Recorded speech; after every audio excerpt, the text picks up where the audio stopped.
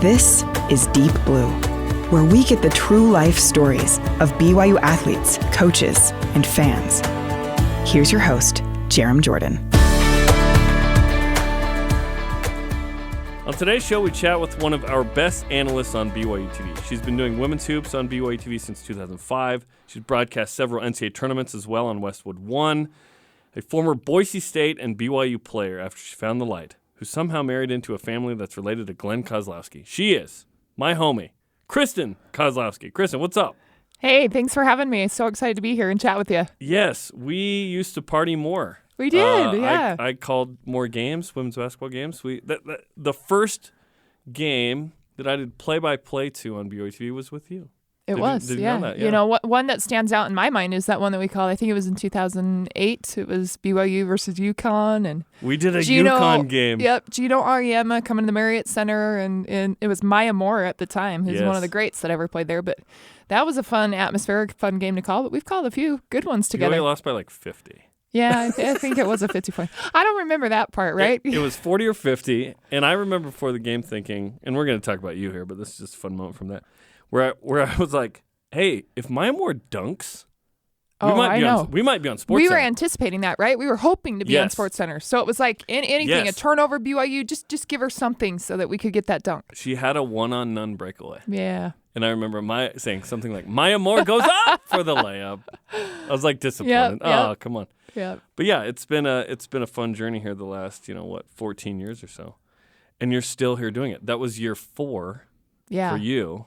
And now you're still going. Yeah, it's hard. You're 16. Hard to believe that I've been doing this 16 years. And so I graduated in 2005 and then kind of jumped right into it. And initially, right out of college, I wanted to coach. And so I was thinking that's my path and that's exactly what I'm going to do. And so I interviewed for the Westminster job and for Dixie State. And both those jobs at the time, talking with the AD, it was kind of a shoo-in. They were just like, you're perfect for it. We don't see any issues. And I'd even talked to Jeff Judkins about it, and he said, yeah, I've talked to them. They love you.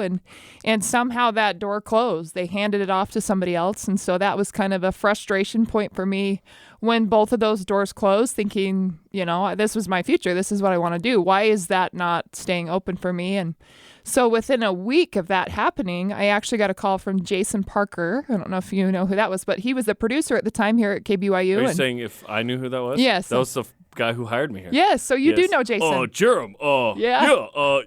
Can you call some games with Kristen? Yes. She's really good. He is awesome. And so he was the one at the time when I was a senior player that he'd do all kind of the media interviews. He'd handle the camera as well and kind of multitask. And so got to know him when I was a senior and captain for the team. And so he said, hey, you're at the top of my list when he called. And he said, I want you to try this color analyst and see if it's something you'd like to do. And so that very first game that I did, and it was a handful of games that year, was with Holly Rowe, who is a very famous sideline reporter at ESPN. And so she kind of helped me get my start and, kind of put the bug in my ear that you should do this. You should stick with it. So it's been all downhill for Holly after BYU. She just really hasn't That's right. Didn't done go anywhere. Anything, that mattered. The just Jazz, kidding. ESPN. She's killing it. She's the best. She's great. So, in 2005, you just go, okay, let's go back to coaching. You're like, I want to be a coach. You already knew, like when you were a player, hey, this is what I want to do post Absolutely. playing career? How'd you know that? I just think I studied the game a lot as a player. I really, really loved diving into scouting reports and the X's and O's. And there was an element where I think my mind took me a little further than at times my athleticism did, because I wasn't the tallest, I wasn't the fastest, I wasn't, going to blow you out of the water in terms of speed or anything like that. And so I really had to study the game to have an edge on my opponent. So I enjoyed that, and I enjoyed picking apart teams and personnel and knowing that. And so that's kind of what took me to the thought process of I would love to teach this to other players or be a coach, and just knowing the mindset that I had at that time. So when those doors closed, it was kind of puzzling. And then I get that call from Jason Parker, and it was really the door closing, but then another one opening that I never envisioned was going to kind of be my path. In college, I studied psychology. So I never took a broadcast course. I never took a communications course. Don't tell anyone. It doesn't matter. Yes, that's right. But, I just think that door opened, and it was something that I, again, kind of poured my mind into in terms of my study and my prep and what I poured into it to get better every single game, and then invest in not only the game outside of what I was doing, but be able to market myself and get into. So from there, after doing a couple years at BYU, KBYU at the time, I got into BYU radio, and I did that for 4 to 5 years. And play-by-play, right? Play-by-play. One-man band? Yeah. So back when some radio games were broadcast. Right. So Jay Monson at the time was carrying some games, and so I had contacted Bruce Seeley and just said, hey, can I get into doing some color with him? And Jay Monson was on his way towards retirement. He had called a lot of games over the years, and a million here at BYU. So 70s and 80s. And yeah. And I had the opportunity to work with Jay for about a year or two doing color, and then they asked me if I would take over and do play-by-play. So I traveled with the women's team at the time for a couple years, and then I also did a lot of BYU men's volleyball, women's volleyball. I would do softball. I did soccer. So did a lot of things out of my comfort zone early on to try to push me and get better. I've kind of now back to just doing women's basketball, but that's mostly been due to just my craziness at home with the 5 kids and trying to keep up with that as well. Yes, 5 kids, the starting 5, of course. Yes. Let's go. Okay, so you want to be a coach. That doesn't happen. Who's the analyst when you're playing that isn't the analyst in 05 when you take over? I'm trying to remember who it was. Who I took over for? Yeah. I don't remember. I know that I did a couple games with Chris Twitty. Yep, as play-by-play. Yep, but I don't remember who left or moved on to another one. I know Andy Toulson was around. He did some games as well. We didn't have a woman doing women's basketball, right? No, it was Holly. Holly was really the only one, and she was play-by-play. Correct. Not analyst and not sideline. Yeah, she was but there was no color at the time that was a woman. It was definitely... Yes, and that's been really important. We don't have that on every sport we do, but most of them. And that's been something we've thought about, especially as we evolve here, right? It's important to have that voice in that space, sure, which has been awesome. Okay, so when you get that gig, are you like, this is a temp thing, or are you like, no, this is mine until I let it go? Oh, I think I definitely question, should I be doing this? I'm not sure you got the right person. And you know as well as I do, you get there and it's a whole new experience where you're like deer in the headlights initially. You're like, can we do a retake on that one? Another retake when you're doing our stand-up. But once that game's live, it kind of came natural to me. I think the whole prepping before and doing all that built up some anxiety a little bit. But when you're just calling action and you've played through all of those X's and O's, and I know Judkins so well because I was just coming off a year playing for him. It kind of came. He's a young BYU coach at this point, at that point, 5th or yes, 6th year, right? yes. So I've pretty much been with Jeff Judkins from the start. I mean, he came in 01. I transferred from Boise State in December of 01. And then I played for him, and I've been with him on the broadcast ever since. Wow. It's you and Juddy and the horses. That's right. You know? That's right. I've ridden a lot of his horses. That's awesome. Yep. He has a bunch, right? He does. I think he was telling me it's 6 right now. Wow. Yeah. That's a lot. So I've asked him before, what's harder to wrangle, the horses or the team? And he's like, that's a good question. I don't know. Yeah, both have their equal challenges, right? Yes, exactly. Okay, so when you're starting to be an analyst, does that scratch the itch enough for you from a basketball sense? Because you wanted to be a coach. That's like full immersion, right? Being an analyst, you're jumping in, home games only. At this point, it's some games, not all games. Now we do all games on BYUtv or the app, right? As you've grown up, perhaps, the desire changes with kids and schedules and whatnot, but did that scratch the itch enough for you? Does it still to this day of that like player coach mind? Well, I still coach, but I coach my children. Yes. Okay, so it's different, right? It. So Gotcha. I've got 4 boys, 1 girl, and those 4 boys all active in sports. And if they're on a basketball team, I'm coaching as much as I can to help them. I followed my older son, who's now a sophomore, but coached him all through 5th through 8th grade on his travel team and helped him. And so I think it'll always be there just because you see things differently after having played and now analyzing the game. And so you want to be able to portray and help them, as a player. But to coach at the college level, I think it scratched that itch because I see the demand that goes into it and the time and how much they have to put in away from their families. And I just knew that once I started having my kids, that just wasn't the path I was going to go down. So in hindsight, looking back, I was grateful that that door closed and this door opened to be able to be closer to home and be in Provo most of the time. And, we travel in March. March is kind of the busier time when we go down and call the WCC tournament. But right now, being able to be where I'm at with the 5 kids and as busy as I am, it's been a really big blessing in my life. So you can get it in various ways. Yes. That's yeah, good. Absolutely. There's a diverse portfolio there, if you will. Okay, so where do you grow up? Where are you born? Well, I Might be two different things. Yes, right. I was born at LDS Hospital, right there in Salt Lake City. Salt Lake. Yep, but grew up mostly up in Centerville. A big chunk of my life was in Centerville. Viewmont. And yes, went to Viewmont, a Viewmont Viking up there. And so was raised up there close to the mountain, right by the V, just underneath the V, if you're familiar with that. And we had dirt bikes and rode all around that V. And, I had an older brother that I was close to, about 2 years apart, a younger brother I was close to. And then there was kind of a gap and then 3 more kids. So there's 6 siblings, but my youngest brother is 16 years apart from me, and he's currently at BYU on an academic scholarship. And so there's a little bit of diversity, right? Yeah, awesome. He's still in college. And but yeah, I was really close to the older kind of grouping, if you will, my older brother and then the one close to me, and did a lot with them. And they kind of got me going early in sports because they were so active. And that's where I started, is because I was trying to do everything my brothers were doing. And my older brother played at the U. He actually played for Rick Majerus up at the U. And that's where my relationship started with Jeff Judkins and why I came to BYU, is because Brad goes to the U, plays for Majerus, and we got to know Jeff Judkins while he was up at the U. What years is this? So my brother graduated from Viewmont in 1998. He played with Alex Jensen, if you'll remember Alex Jensen, and now coaches for the Jazz. Assistant. So Jensen was 2 years older than him. So my brother graduated in 98 and then moves on to go play for Utah right after that. So right after they go to the Final Four and all that. Yeah. It's an exciting time at Utah.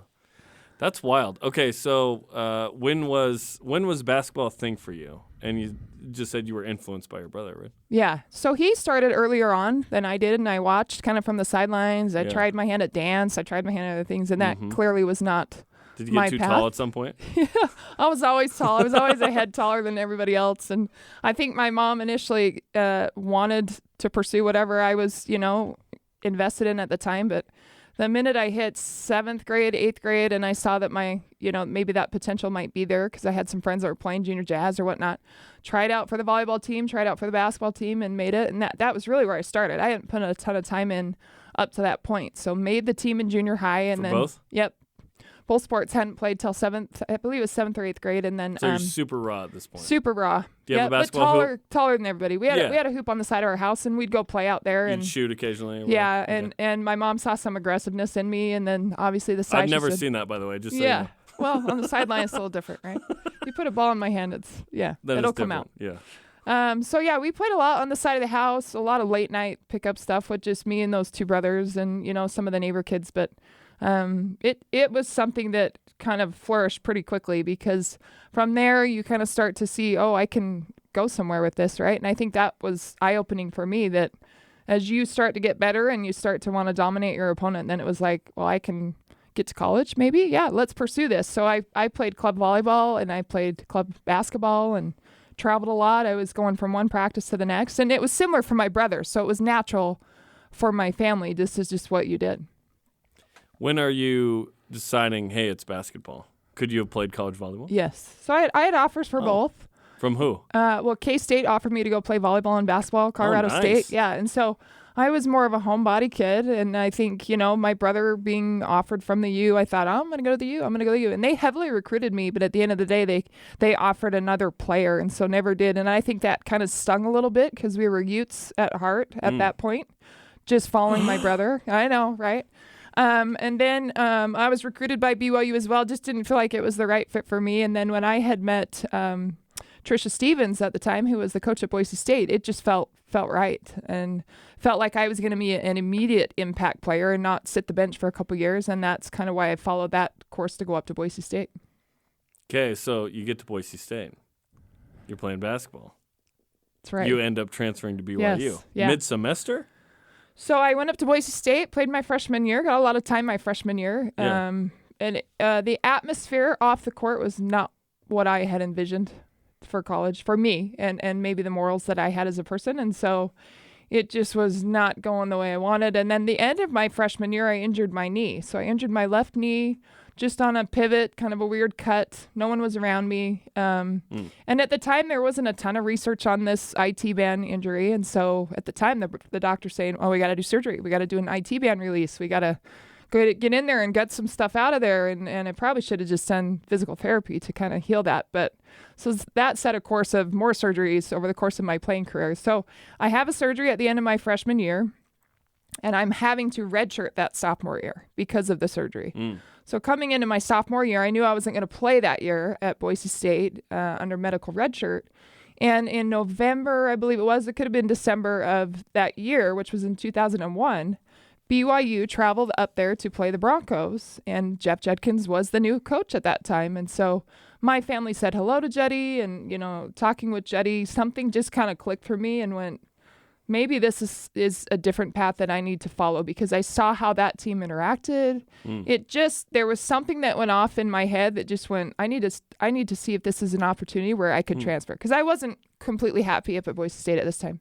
And you're hurt, so you're probably zooming out a little bit. Yeah, and so you're thinking bigger picture, and where am I going to be happiest?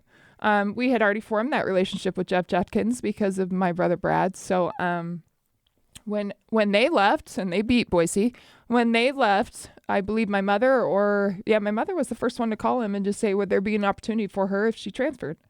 And he said, yes, there would. So I ended up transferring mid-season. It was December, transferred, and Judkins, being the man that he was, he had never seen me play one game because he was involved with men's sports at the time when I was in high school. So didn't see film. He knew who I was, knew my family, but he offered me a scholarship there on the spot. Unseen. Yes. So he really kind of set the path here at BYU and just allowed that opportunity for me. And so doors opened again, for being able to play at BYU and switch up the culture. And that's your sophomore year while you're recovering from an injury. Halfway through my sophomore year transfer, and then I finished playing 3 years after that redshirt year. Gotcha.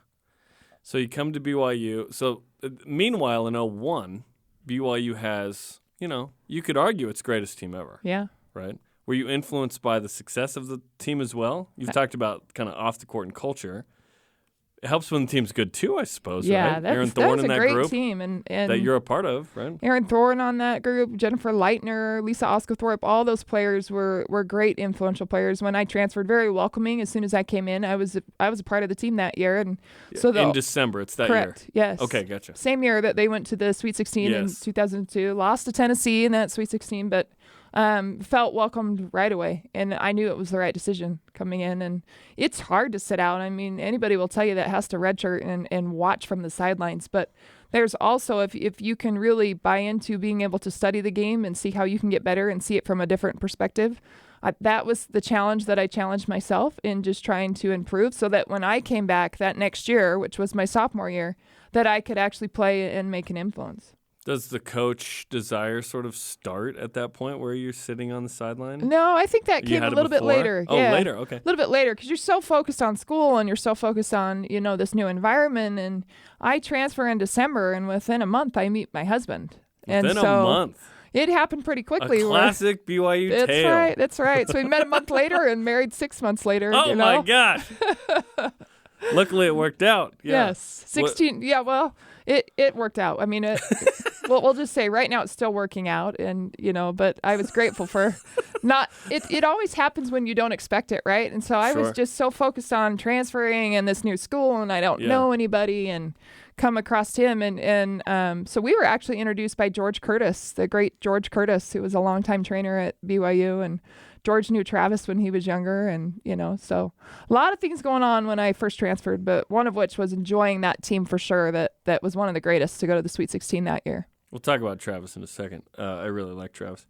That team was honored this year at halftime of a game. That was pretty cool. Yeah, it was cool. It's always cool to catch up and see everyone again, because everybody's doing their own thing with family, some out of state, some in state, but a lot came. Yeah. Busy with life, and it was fun. We did that early January and got together. We were able to take kind of a more intimate dinner where we could sit down together and talk about what everybody's up to. We actually did it right after the game. So we all went over to Lavelle Edwards Stadium and ate there. And so it was really cool just to share with each other what everyone's up to. And, it's, even though we're separate and we're from afar, like, there's a lot of support through whether it's through social media or contacting each other every now and then as you're going through the ups and downs of life. So that's what's really special is not only did we have success that year, but you're still trying to experience that with each other, even though it's, in a different capacity and supporting each other from afar. Was that Juddy's first year or second year? It's his first year. First year? Right into the Sweet 16. Because it's what, 2014 or 15? I'm trying to think the other. 2014. 14. Those are the two Sweet 16 years. Those are, prior to this year, the hands down two best teams in BYU history. Yep. You can argue among them who's better or whatever. But, man, it's just crazy that his first year, bang, that kind of success. Like, what did he help inject into the program that helped it get over the top? Because certainly the team was talented, but you guys weren't going to Sweet 16s before. So kind of what changed that year? Judkins has an incredible mind for the game, and I think Majerus knew that. That's why he tried to cling to him and keep him as his assistant for so long. He was 10 years, I believe, under Majerus, and Majerus had a great mind. So Juddy studying under him really helped him, but he just the X's and O's of understanding the game, and it was definitely a transition to go from men to women. He'll tell you that. Because he was men's basketball BYU ops director, yes, right? As he came over, he helped with both teams at the time, that first year in 2001, and then took over completely as the head coach of the women's program in 2001 to 2002 season, which is that Sweet 16 season. And Judd understands the game. He understands what is needed of certain players to get the most out of them, to reach their potential and put them in positions to be successful. He integrated that motion offense, and he's stuck with it all these years, 21 years later, and has been able to find players that suit the offense, recruit the top players in Utah. I think that's been key as well. Is if you're a big-time school in any state, you've got to be able to land the top players in that state, and he does a great job recruiting, and then he does a great job of just implementing those players and putting them in the right spot. With the Big 12, I've heard this from someone talking to a notable coach on campus, because someone in the media recently said, hey, BYU's got to recruit better players. And this coach said to this person close to me, said, I don't need better players. I just need more of them. What's your thought on that? Do you feel like BYU has good enough players? They just need more of them in the Big 12. Absolutely. I completely agree. If you look at who Coach Judkins has had, he's had superstars, 1 or 2 a year, right? Now he needs to get more of the superstars, and I think that proves that point to what was said, is that he's got the Shaylee Gonzalez, he's got the Lauren Gustons, who are top players not only in their conference but in the nation, and so now he needs to secure a few more of those, right? Maybe less role players and more superstars, but the role players that he's had, you need them too. You of course. absolutely need them, but you've also need a couple more that are going to be able to help you compete in the Big 12. So maybe another Shaylee and Absolutely. another Lauren. Yeah, and now you're competing for a conference championship, which is exciting. It's crazy. I'm interested to see what the Big 12 does with BYU. It's going to be awesome, but there's going to be some growing pains, right? Yeah. Which is what we're signing up for. We're signing up for the competition. We're signing up for the TV contract as well. Yes. But the access to the best. And do you think there are recruits that, in women's hoops specifically, aren't coming to BYU because of league affiliation if they want to play at the highest level, who are members of the church? I don't have a good sense of this. Because in football and basketball, that was happening. Hey, Utah's in a Power 5 conference. Yes. Or I'm going to go to Stanford or whatever. BYU gets Colin Chandler. Big 12 is a huge part of that. BYU being BYU is a big part of that, but it's different when you're saying we're playing XYZ versus we're playing in the Big 12. Right. So what's your thought on kind of women's hoops specifically? Well, if you look at Colin Chandler, that Big 12 opening up the door absolutely sold him. And Mark Pope and where he was going to use him in the future. But so if you look at the women's side, how many recruits are they looking at that have the capability to play in the Big 12 and be able to be those superstars? And it's going to just open up the doors, right? My husband and I talk about this all the time. It's like, it's the difference of a job opening up and you don't have your master's, so you don't qualify for that job, or you do have your master's and I'm fully qualified, right? And so to be able to have the recruits lined up, knowing not only do we play in a Power 5 conference and we've got all this, going in our favor, but now we can go out and recruit and push that.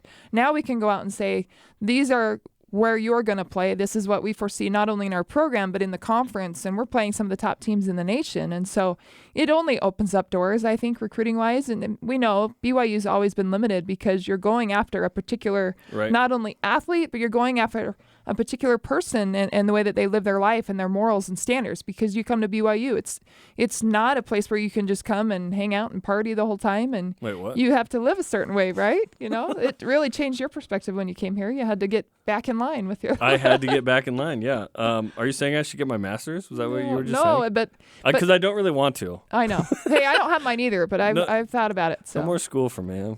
I'm good. That sounds hard. Yeah, I'm interested to see what happens the next couple of years, and BYU will certainly be competitive. In certain sports, BYU will win the league right away. There's certain sports, like women's once Texas, BYU's going to compete with Texas in volleyball. Once Texas leaves, BYU's the best team in that league. Soccer is going to be real fun. I think soccer competes right away. Women's hoops will be interesting. I think BYU is going to be a top 4 or 5 teams when they have really good seasons. To win the league, you got to have another Shaylee or Lauren probably, right? You do. Men's hoops, you're hoping to go 500 in league. Yeah. And then you'll make the NCAA tournament. There, at the time of this recording, there are 2 teams that are 5 games below 500 in the Big 12 and are projected to be in the tournament because they had good non-conference, and they're 4-9. It's just different. It's very different. It's just different. You're playing different caliber teams, right? Welcome to big level time sports. Yeah. And you look at that and you go, well, how is particularly this women's team going to be able to compete? Well, Lauren and Shaylee are back. They've got 2 more years, so they will have 1 year potentially in that Big 12 if they stick around. But, those are 2 players that can compete at that level. Yep. Absolutely, 100% can compete at that level. Now, can they go out and get other players or maybe some of these freshmen coming up? Can they evolve and develop into those key players they need to support those 2 players? I think they have a couple of them that can. Yes, and consider that an 18-13 regular season in a Power 5 league is equal to 23-8 in the WCC because you're going to play a bunch harder games. In football, I'm saying initially make a bowl game. Yeah. That's what I'm saying. I think other people, hey, we're going to compete for the title. I don't necessarily agree with that.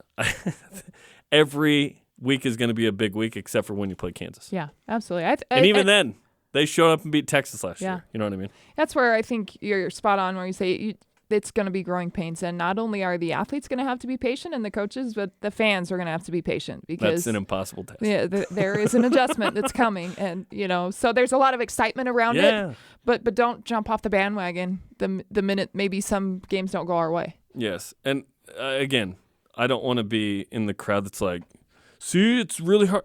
We signed up for this. We chose this. I don't like when people complain about things that they chose to do and then it's hard. It's like, you chose that. It's okay. It's all good. Let's go. It's a challenge that helps you be better, right? Yeah. Okay, so that you're redshirting. That season happens. Now it's your time to play.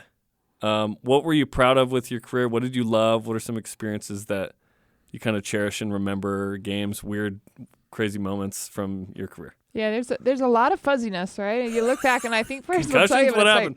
Like, which game was that? That's right. But New Mexico, Oming? Yeah. Who's that? Yeah. Mountain West Conference tournament, championships I played in, and obviously NCAA tournament that sophomore year, right? We were at Colorado and played in the NCAA tournament, started in that game, and so there's a lot of moments that stick out on the court, but more so off the court and just the friendships that you form. I'm still wonderful friends with Erin Thorne, and Thorny was my teammate for a couple of those years, and she's one of the greats to play at BYU. And it's fun to see her success now with running her own AAU program out of Nevada. And so she does a fantastic job. I just ran into her last weekend in Portland, and she's coaching her team out there. And, and so I'm out there supporting my son as he's playing on a team. So it's really cool to still have the connections and to be able to pick up right where you left off. But off the court, we had a lot of fun memories. And, we used to, Ashley Chamberlain at the time, we were best friends because we both redshirted that same year. And then we both played together. She was a year ahead of me. But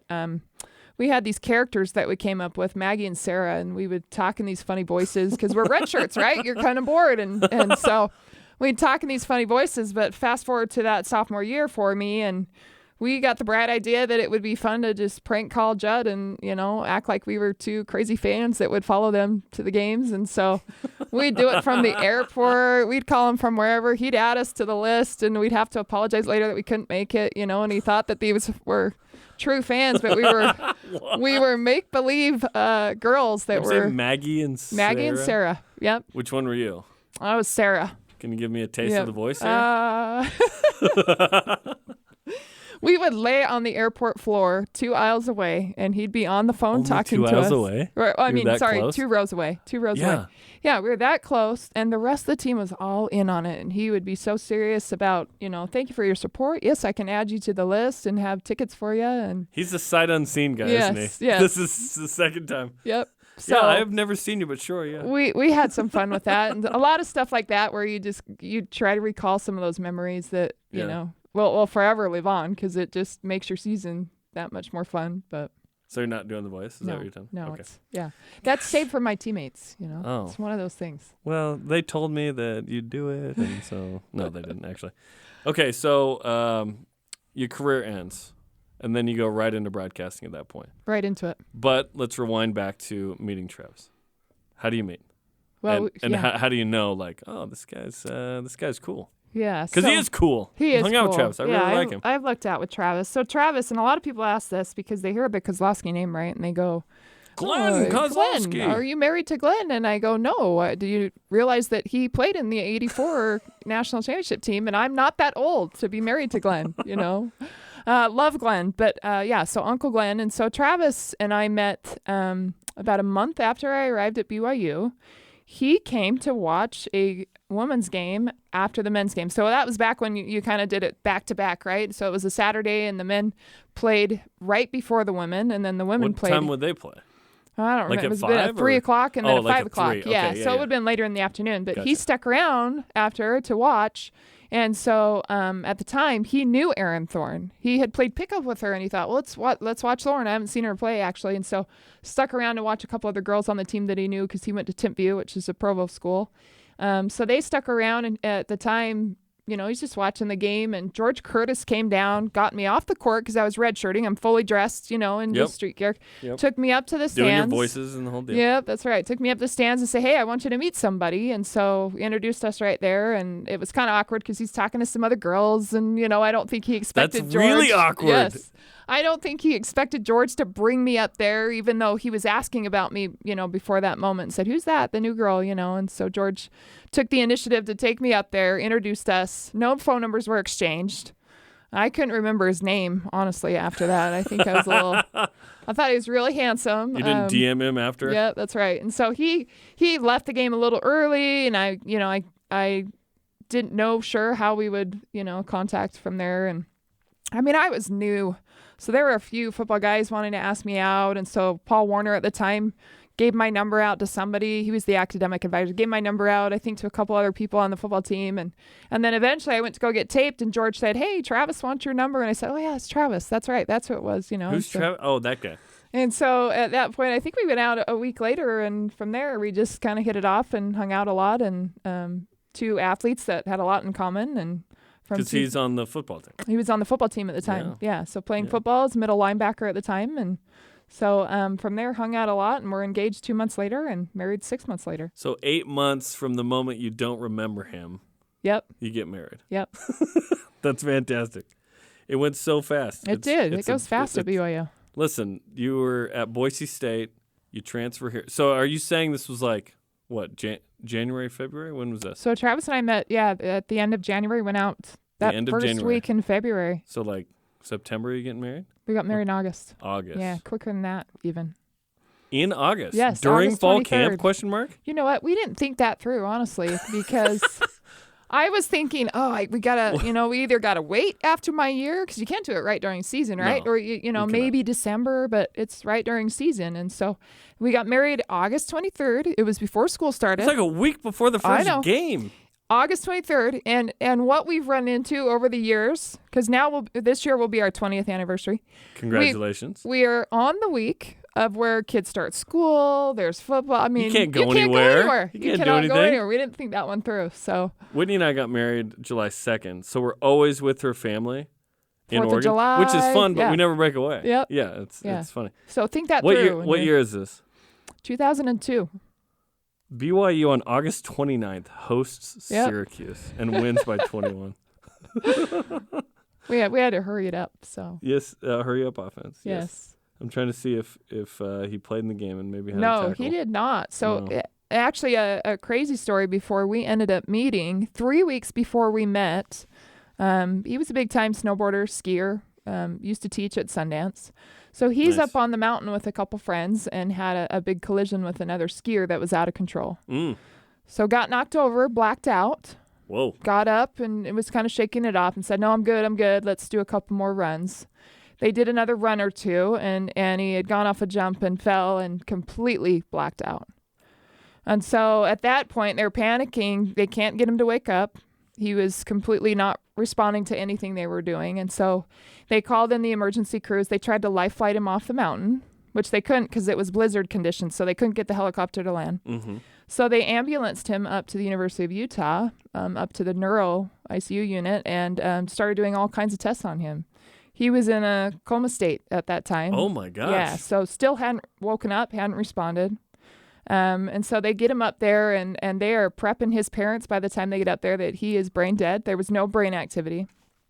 Yeah, and so his parents get there and are able to give a little bit more insight to who Travis is because the doctors were so puzzled on what would cause this, not knowing that he had taken a big hit at the time. And they just said, he's not going to be able to walk. He's not going to be able to talk. Like, there's no brain activity at all. He's still in a coma state. We can't get him to respond to anything. And so his parents tried to get him to respond, could not get anything out of him. And he's hooked up to all kind of tubes, just laying there lifeless at the time. And so they had asked permission from the doctors if they could give him a blessing, LDS priesthood blessing. And they said, of course, go ahead. You know, I'm just kind of shrugging it off like that's not going to help, but do whatever you need to try, you know. And so the friend that was up on the mountain was one of Glenn Kozlowski's best friends, Steve Jensen, at the time. And so Steve was able to give him a priesthood blessing with Travis's father, Richard.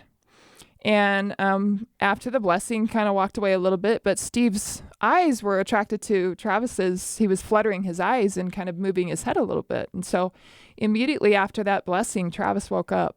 And so he had been in a coma state for about 8 hours by the time he blacked out on the mountain to that point. And his parents and then Carrie and Steve Jensen were the only ones in the room at the time. And Travis kind of stood up and started pulling all of his cords and everything off of his body and was very confused. Can't remember any of it.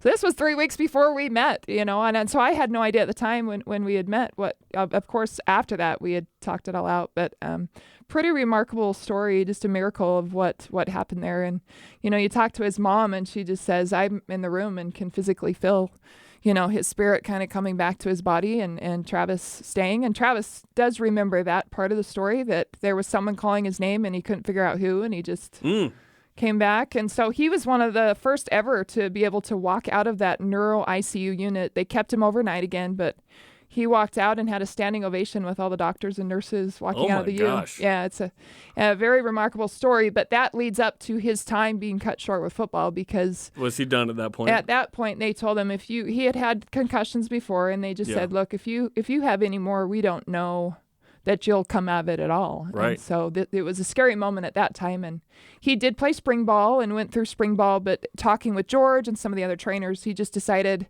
I'm going to get married, I'm going to support my wife, and so did not continue after that. So there was no run into fall camp then because he's not playing. Exactly. Okay, yeah. Gotcha. Did he get a concussion? It was on the mountain. Is yes. that what? Okay. Yeah. Seems it obvious. Put him into a coma yeah. state. Yes. Okay. But he had never had anything. Had he had a bunch of concussions? He had a bunch of concussions. As a middle linebacker. If you know the Kozlowski family, you know that they are prone to concussions and just aggressiveness. Yeah. And being a middle linebacker, he had a lot of concussions leading up to that point through high school, through, you know, coming to BYU. So yes, he had multiple concussions before. And that I mean, it was a joint conversation with both of us saying, look, this is not worth it, you know, at this point, your future, let's, you know, take the blessing you've received and move forward with life, and that you're able to be here. And even after we met, there were moments where his parents couldn't give him the car keys because he struggled with some memory things and driving and things. And I would tease him and say, you can't drive tonight. Your parents took your keys, And did you not know the story? Or I didn't know the story until maybe it was probably our first couple dates. And then he had told me, and, because there were still some restrictions on. It was only a month fresh after that injury. A month later, right? Yeah. Wow. Okay, so does he feel like he got a second chance here? Absolutely. Like, how does he approach this? Absolutely. Because that's insane. Yeah. And then to meet me within weeks after that was his second chance for sure. And on a side note of that, they had to do all this testing with a psychologist there, right? And so they go in and on the IQ genius level score, if you get around 100, that's an average. And so they put him through all kinds of testing, and he tested at a 130, which is way off the charts for genius level. And the doctor pulled his parents in and said, did you know that your son is off the charts on a genius level with what I put him through? And they said, yeah, we knew that. We knew he got tested when he was younger. And Travis had to go to phonics class, extra tutoring classes, because he struggled a little bit with speech. So I always thought he was a little bit slower than some of the kids. But at the time, the doctor said, don't tell him, it'll restrict him. So let him fight through some of these challenges and don't ever tell him that he's off the charts so that he keeps pushing himself. And don't tell him. Yes. So they didn't tell him until they On had purpose. to, after the accident. Wow. That's an interesting move not to tell him. Yeah. It'd be hard, right, as a Yeah. parent to make that call and decide, But I think they were trying to listen to the doctors, and Yeah. yeah. So he's a genius. Yes. But I don't like to admit that. And you don't want to tell him either. Yes. That is an insane story. Yeah. I did not know Yeah. that at all. Wow. So you guys get married. It's August. He's done. At this point, with that story and what you know, does that affect your lives in a certain way? You talked about sometimes maybe you'd drive over him or something. Yeah, initially I think it did because I was just trying to help him through remembering things. He had some short-term memory loss. Even when we were dating, couldn't remember stuff. And to this day, I'll tease him. I'll be like, "Oh, you just can't remember back then. This is how it went." And I was right, So and I was right. I was right. But when you fast forward to when we got married, no, he was fully on board to supporting me, and he traveled to a lot of the tournaments we went to, and That's cool. He was so helpful to not only date an athlete but be married to one and know just the rigorous schedule, and he was helpful with anything through that, with making meals if I need it because I'm quickly getting back from training and going to class or whatever, and so that was really, really nice to have him by my side through those 3 years. So I finished 3 years playing my sophomore, junior, and senior year. And he's been awesome, supportive, not only when I was an athlete, but just with the broadcasting, because it does take time to come and call games and away from the kids. And our schedule's a little crazy. We'll usually have 4 to 5 things a night running the kids around. And so we just have to tag team it and, make it work. That's awesome. One time at one of the WCC tournaments, because I was down there with you at 10 or 11 of them. The last 2 years we haven't. Tyler and I have been here in Provo, which honestly I'm okay with. I've been You've in had that your arena. Share of Vegas, right? I'm good. You've been there. Well, specifically the Orleans arena. Yeah. Love it, but it's just, It's bittersweet. Well, here's the thing. Doing BYUsn in the morning and all the games, it's a lot. It's a lot. Yeah. So I'm okay just getting buckets with Ty in the studio or whatever. But one time we went, what was the name of the restaurant? Serendipity. Serendipity. Yep, they had the best, biggest desserts that you could find. We on the hung strip. out. We had dinner at Serendipity and dessert. It's one of my favorite memories of Vegas. We used to go all the time. So it was good. tradition, right? And Travis was there. And then they hung out with closed it us. down. I know, and we didn't know. We showed up and it was like, hey, what happened to Serendipity? I know it's a movie, but what the heck? Come on, man. Yeah. Okay, so you get married. When do you have your first kid? Right after I graduated. I was pregnant with Brody. 05? Yes. No, so I had him in December of 2005. So graduated that April and had my oldest played Brody. a couple months. Yeah, I played a month or two. First pregnant. trimester. Yeah. Yeah. Did not realize I was pregnant at a game out in San Diego. They had to put me on IVs because I got really sick, couldn't stop throwing up. And so then later it made sense. Found out soon after that I was pregnant. And so, finished playing. And, that was something we wanted right away. I wanted kids right away, but definitely wanted to finish my career. And so Brody came soon after that, and even before broadcasting. I had a month-old baby once I started calling games. A month old? Yeah. Wow. Did you bring him to the game? No. Kept him at home. Not till he's older. They've been to plenty games now that they're older, but I was gonna say that'd be challenging. Yeah. With nursing. Put some headphones on him, I guess. And, yeah.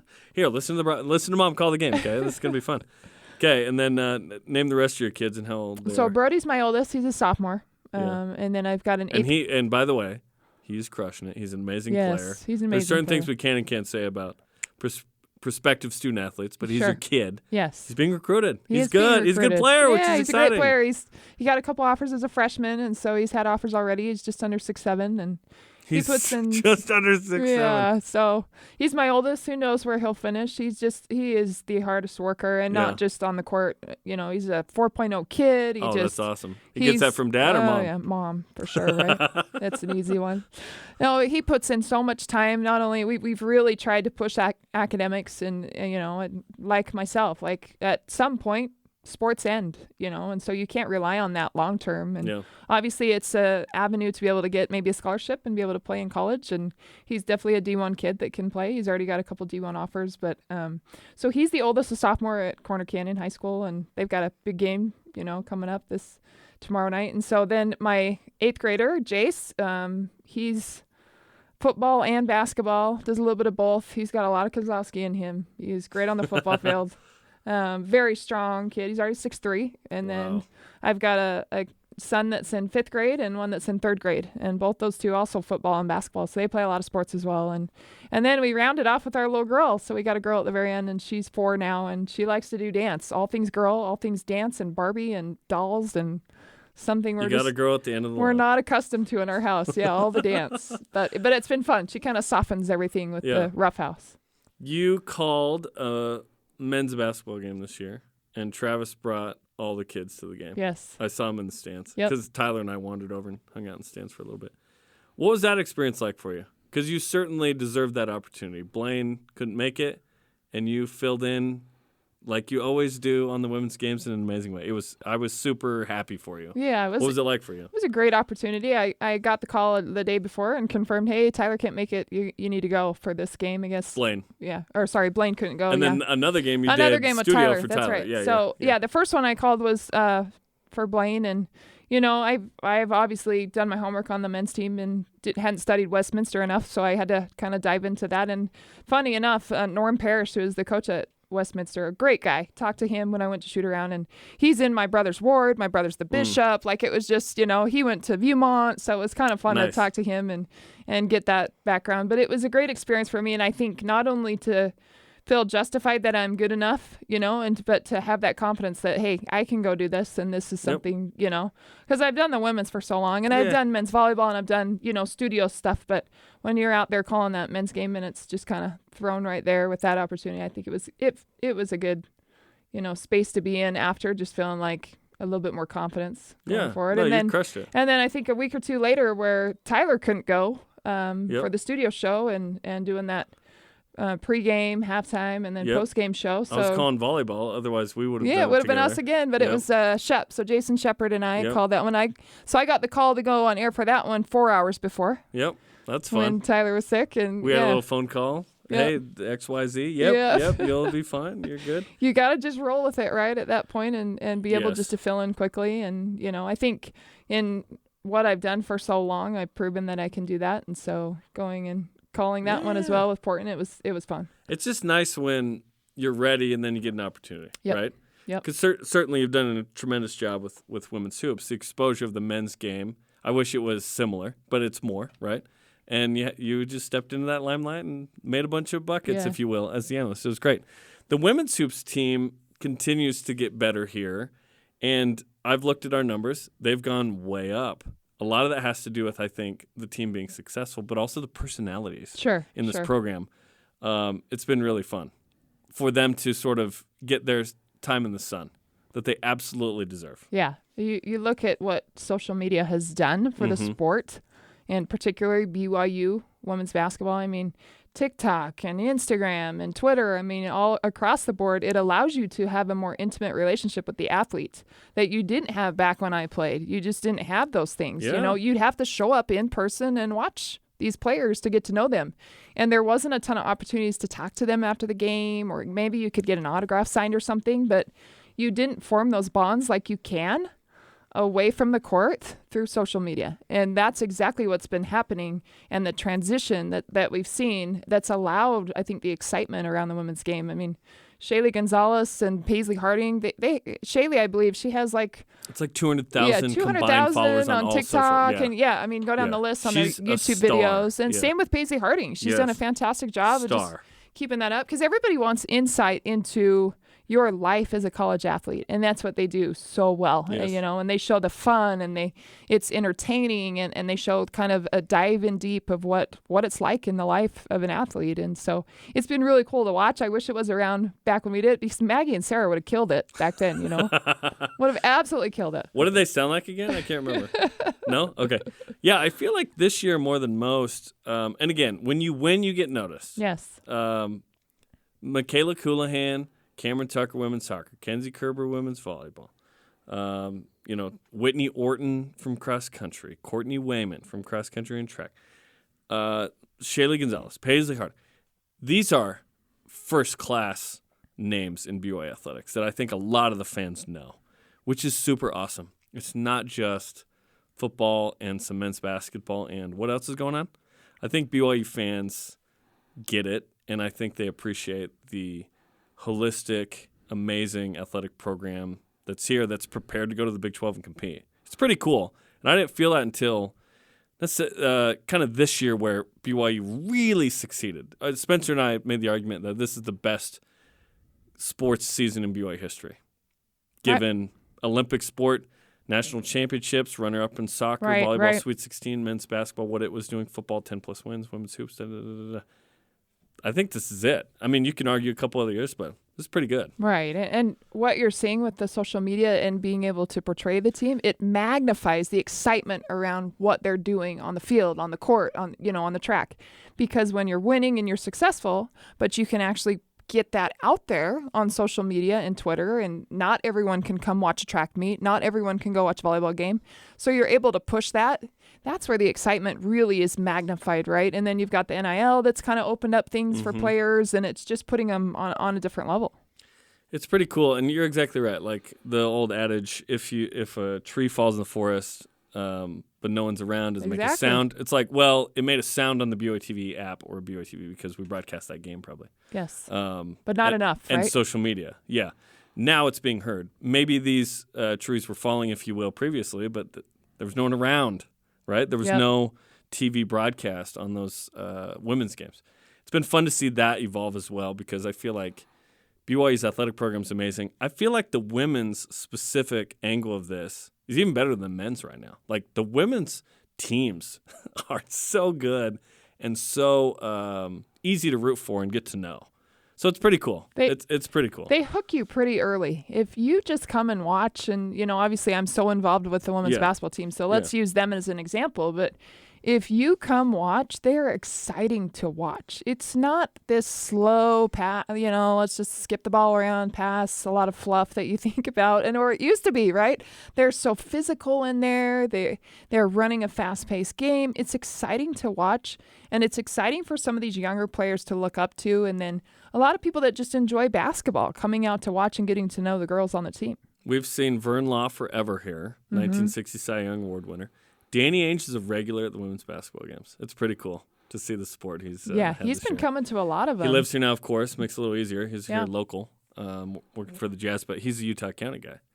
He's nearby. Yeah, I saw Ryan Smith at a couple games this year, sitting right by Danny Ainge. Always good to have a billionaire in the house, I'm not too many have wandered in this building, I don't think, okay, so you haven't just done, broadcasting for us. You've done some Elite Eights. You've done some NCAA tournaments. I have, yeah. 3, 4 now? How many? Yeah, you're 5 now with Westwood 1. That's awesome. Yeah. Obviously, you've been rewarded for the amazing work with BYUtv, which has been cool. And then you kind of rep us. You go there and we're like, hey, Kristen's killing it. What's that been like to do radio and non-BYU games in massive matchups in the NCAA tournament? Oh, it's been awesome. And, it's funny how that opportunity opened up. It was a game that we were calling. It was BYU versus Portland, and it was, 2015.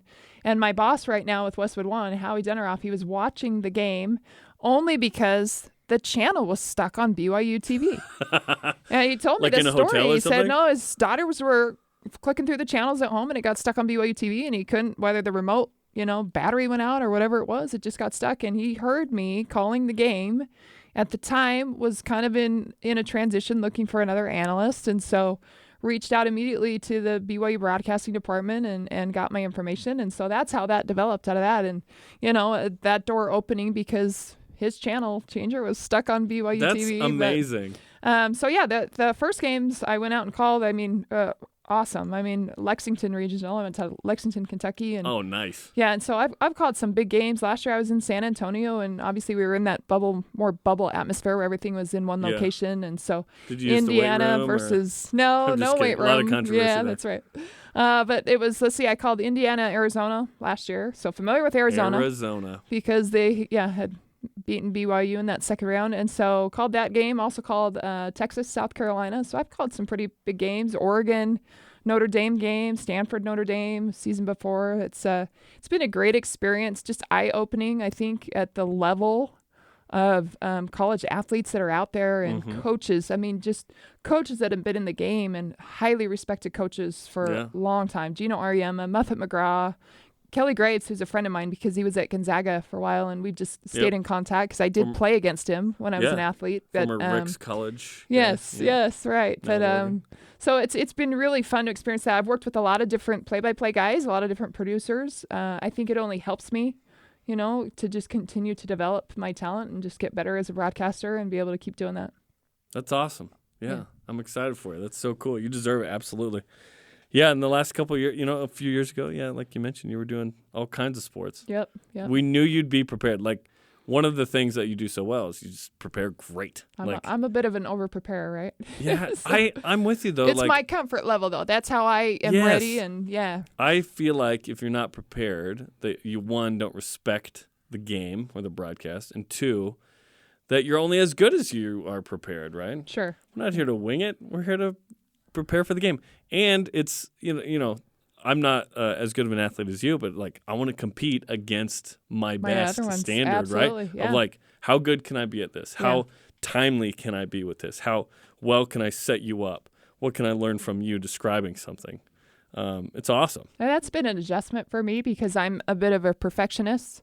So I used to walk away from a game just beating myself up going, why'd I say that? Why'd I do that? Right. But as it's evolved and as I've gotten better at, being a little nicer to myself, I can take a game, rewatch a game if I have to, or just know kind of some of the things I'd like to improve and then try to focus on that the following game and continue to do that. So it's similar to being an athlete where you're studying the game and you're trying to improve upon what you did in the last game, essentially scouting yourself and then trying to make those improvements. Not many analysts make their own board. Play-by-plays do, almost always. Yes. I only know of maybe one that doesn't, but everybody shows up with a board. I have my own board, right? It's based on stuff Greg's given me, Aaron Goldsmith from Fox and the Mariners. And those two are the influence of my board, and then I've kind of made my own at this point that I'm tweaking constantly. You make a board. I do make a board. You want to be able to reference that stuff. Yeah. People have notes, but you organize it. I organize it. I color coordinate it. I have it all right where it's supposed to be in terms of their height, their year, their shooting percentage, what they did in the last game, where they're from, maybe some key information about them.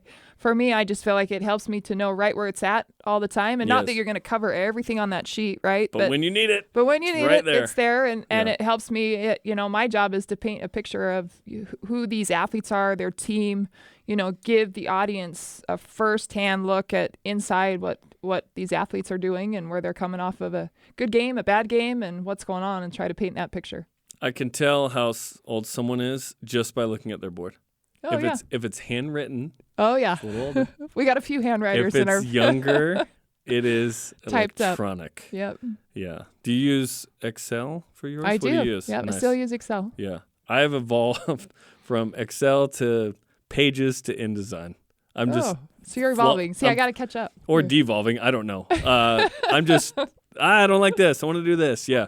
But when I change formats, it's totally different, right? It's start from scratch. It's hard to adjust. But kind of fun to start from scratch, I guess. Yeah. But anyway. Okay, well, Kristen, this was fun. You do such a good job. We're super lucky to have you at BYUtv. And thanks for sharing your story and your family story. Well, thank you. I appreciate it. It's awesome to be here. I've been very blessed to work with some greats like yourself and just be here at BYU Broadcasting. Well, thanks. Okay, that'll do it for us. Listen to previous episodes on the BYU Radio app or where podcasts are found. For Kristen Kozlowski and producer Trent Reimschussel, I'm Jarom Jordan. You've just listened to Deep Blue on BYU Radio.